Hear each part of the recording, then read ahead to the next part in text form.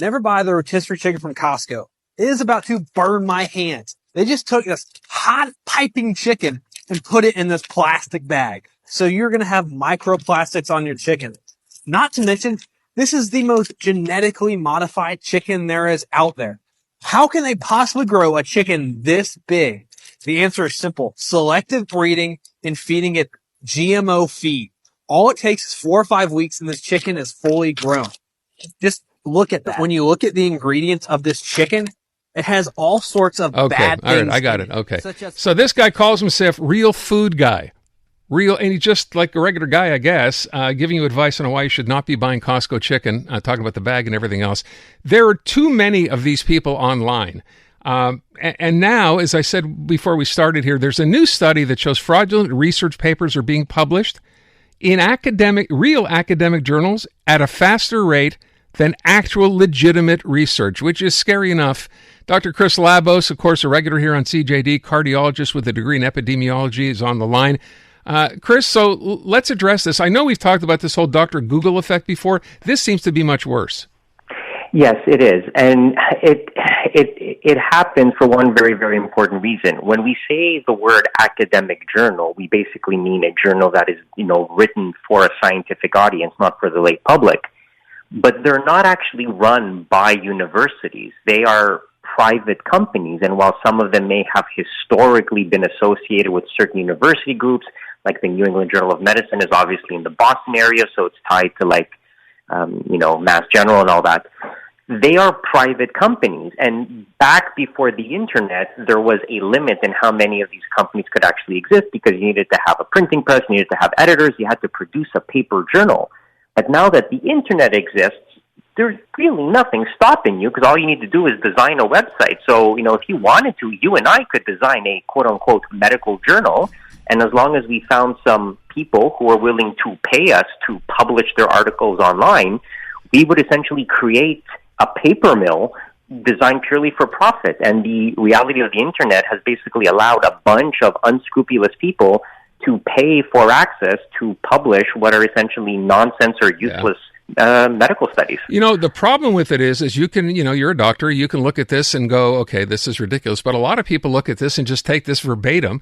Here's a guy and thinking, well, what would his motive be in telling you not to eat Costco chicken unless he happens to be in the chicken business and is unhappy with Costco, stealing all his business? I mean, where do you go here? I mean, how are you supposed to go ahead? You know what happens, Chris, right? People look at this, they don't bother delving any further into it or looking up a story. They just assume it's true.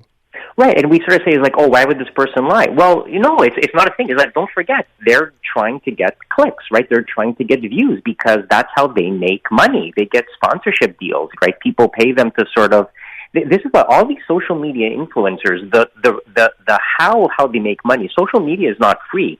They basically get product placement that people send them stuff for their reviews, and so if you can build up enough of a following, you basically get free stuff. And so because of the nature of the internet, it actually pushes you to become more and more outlandish. So you're right, I can differentiate this stuff within a matter of seconds. But if you just go on the internet, you see a study, you see a name of a journal that you maybe have never heard of before. Like most people have probably heard of the New England Journal of Medicine or the Lancet or the British Medical Journal, but they probably haven't heard of everything else. And so if you don't read medical literature, you don't know what's good and what's not. And this is the problem with the internet. Like we imagined this was going to democratize everything and bring information available to the masses. And it has. It just doesn't have the filtering that you would normally need to be able to separate the wheat from the chaff. Okay, so you're the average person scrolling through this. You don't have a medical degree. You don't have a science degree. We know there's a situation now in the U.S. You're probably aware of this as well, right? So Robert F. Kennedy has now said, some of these medical or scientific journals, he wants them to retract some of their studies. I mean, where are we going here, Chris? Well, here's the thing. We've gotten to the point where you should basically treat every day as if it's April 1st. Right? On April 1st, you would always fact-check an article that you read online before believing it because you would assume it's an April Fool's joke. And so we're basically at a point where you basically have to do that for everything now. You're right. In the U.S., we have a very, very specific problem is that we have an administration with a very specific agenda that is unburdened by, the truth and facts. And so they are trying to accomplish something and they don't, seem to care about how they achieve it, and a lot of the traditional norms that were in place don't exist anymore. There is a lot that needs to change and needs to be sort of like fixed with the whole publication system, because it was designed in an era where the internet didn't exist. And so a lot of these things need to change. You can make a very credible argument that we don't need medical journals anymore because all this stuff is online, and so putting out paper copies of this stuff has largely become obsolete. So there's a lot that we can change. You could have every university just publishing their own in-house research, and that would, potentially be another way to do it. And these are important conversations to have. It's just that, the approach that you hear from some people, which is just burn everything to the ground and let's start from scratch, that's a little bit too revolutionary and chaotic for the most part.